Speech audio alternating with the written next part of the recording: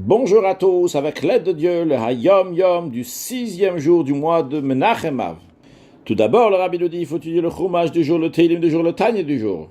Puis le rabbi nous ramène l'extrait d'un Mahamar, discours chassidique que le rabbi précédent a dit le Shabbat, après qu'il a été libéré de son emprisonnement en 1927.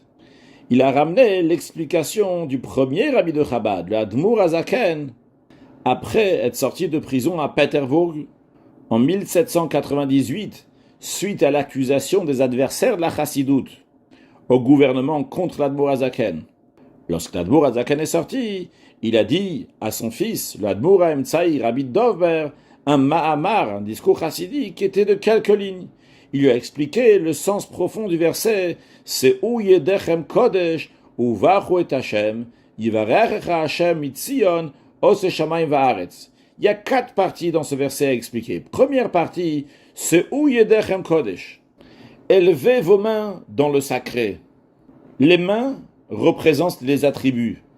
Comme d'ailleurs, on le retrouve dans le passage de Patach Eliyahu, qui dit Chesed droa yemina, Gvura droa smola, que la bonté représente la main droite, le bras droit, la rigueur représente le bras gauche. Donc les mains représentent les attributs. Et ces mains, il faut les élever à Kodesh, à la sainteté. Et dans Chassidut, dans la Kabbalah, c'est expliqué que Kodesh, ça fait référence au Kodesh à Elion, donc un niveau de divinité qui est très haut. Mais dans l'homme même, c'est la Chokhmah, c'est la sagesse qui est Kodesh, Kadosh séparé, sainte, au-delà des attributs. Et c'est ça que l'Admour Azaken dit donc au Admour Haemtsaï, qu'il faut élever les attributs dans le cerveau, dans l'intellect. Donc ces attributs, ces sentiments ne vont pas être juste avec l'instinct humain, mais basés, c'est rattaché au cerveau. Et il faut aussi, dans l'autre sens, que l'intellect va illuminer ces sentiments par la compréhension. Et en conséquence de cela, la deuxième partie du verset, au Baruch et Havaye, bénissez l'Éternel. L'expression de bracha, c'est pas seulement bénédiction, mais c'est amener d'un niveau supérieur à un niveau inférieur. C'est-à-dire une amshacha, que par cela, il y a une bracha, ou baruch, où on amène Havaye. Quel niveau de Havaye?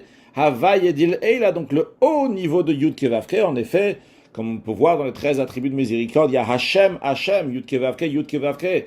C'est 2 niveaux de Yud Kevavke. Là, on parle donc de Yud Kevavke qui est extrêmement haut, le Havaye dil Eila.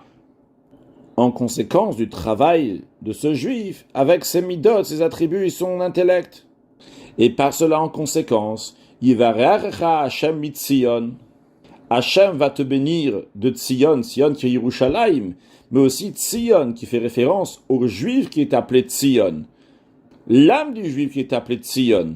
Et on a ce Yivarechecha, encore une fois, qui veut dire une hamshacha, ce flux du nom de Havaye, d'où il va venir, d'où il va se dévoiler, de l'essence d'un neshama du juif, mitzion. Et Ose Shamayim va'aretz, celui qui fait les cieux et la terre, cela veut dire que ce dévoilement-là, c'est pas juste un dévoilement particulier pour ce juif-là, mais le monde entier, Ose Shamayim va'aretz, le ciel et la terre, en profitent parce que le monde entier dépend du travail du juif. Et lorsque le juif fait son travail comme il faut, et bien par cela, ça amène aussi une grande lumière divine dans le monde qui se dévoilera très prochainement avec la venue de Mashiach Now, un excellent Yom.